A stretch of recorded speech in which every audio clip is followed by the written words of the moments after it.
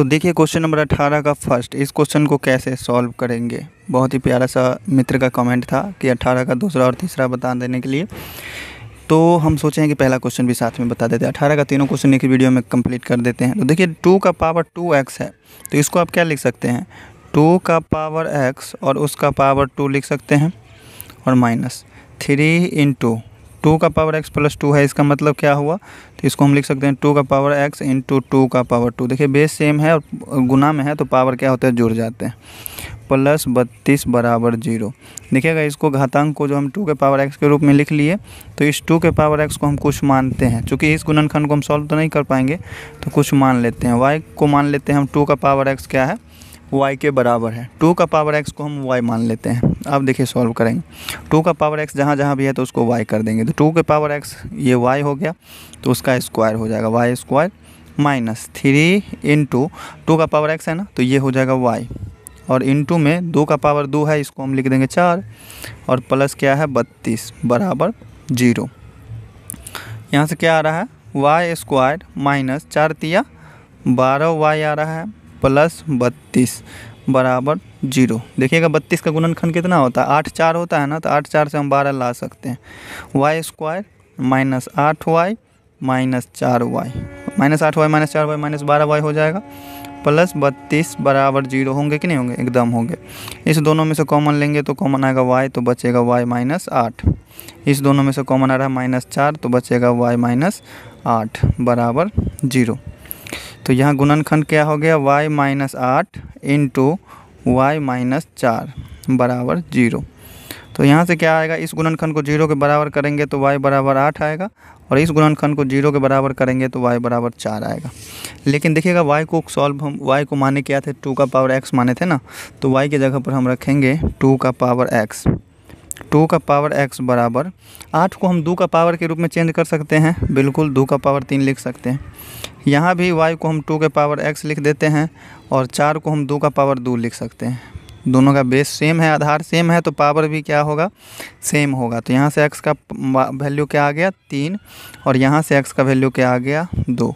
तो इस तरीके से क्वेश्चन सॉल्व होगा। ठीक है, घातांक को आप कोई भी चर मान लेना, फिर उसके बाद सॉल्व करना। तो आइए देखते हैं अब इसके बाद 18 का सेकेंड क्वेश्चन।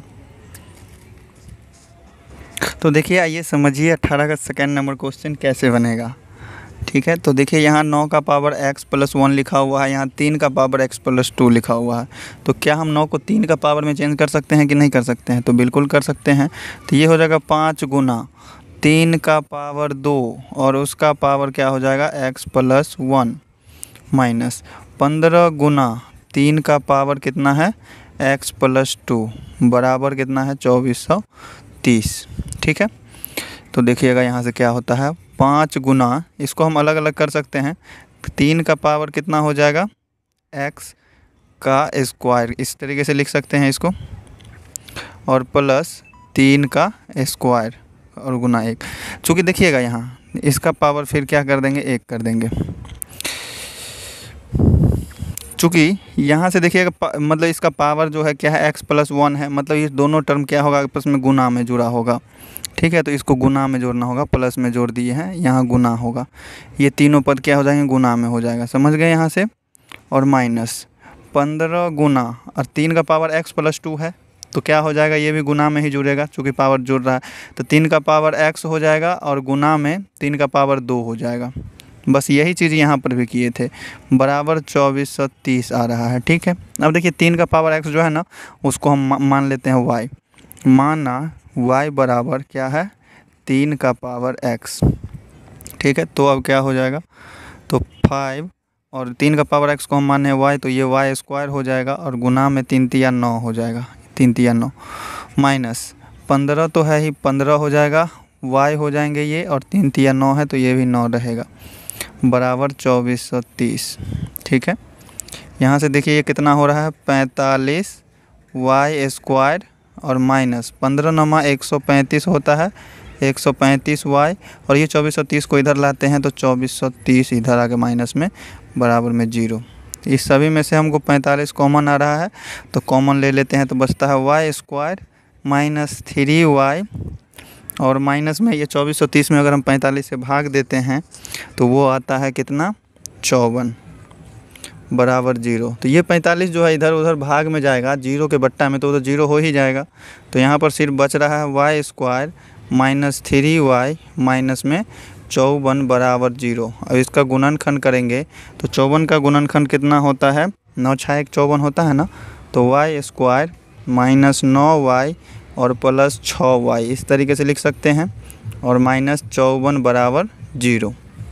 ठीक है, इसमें से और इसमें से कॉमन लेंगे तो यहाँ दोनों में से y कॉमन आ रहा है तो बच रहा है y माइनस 9, और यहाँ से 6 कॉमन आ रहा है तो भी बच रहा है y माइनस 9 बराबर 0 के। गुणनखंड क्या आएगा, तो y minus 9 into y plus 6 बराबर 0। तो यहाँ से y का मान कितना आ रहा है, माइनस 6, यहाँ से y का मान आ रहा है 9।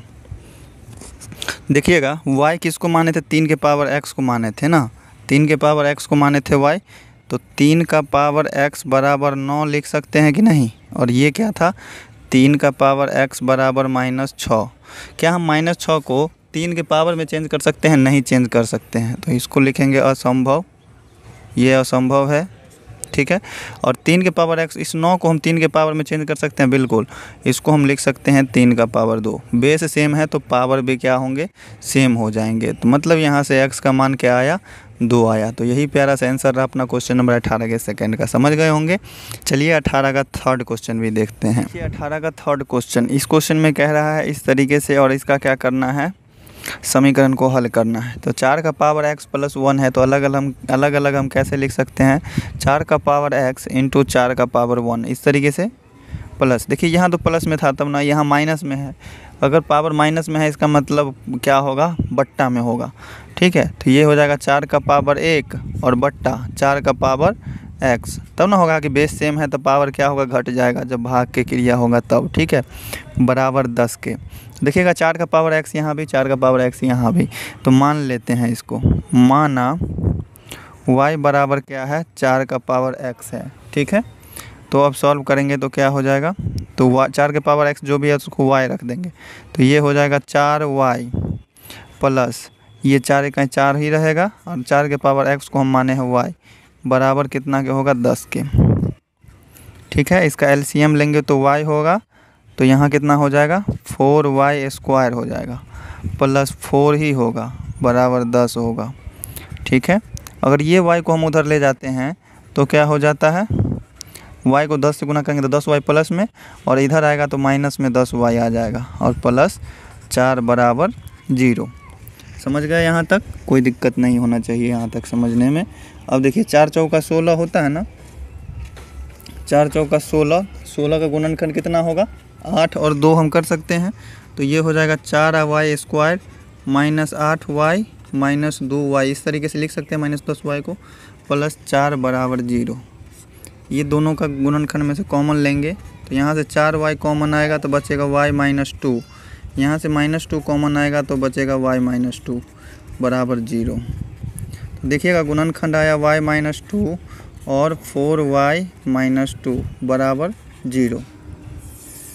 तो देखिएगा यहाँ से क्या आता है, तो y माइनस 2 बराबर अगर 0 है तो y का मान कितना आ रहा है, 2।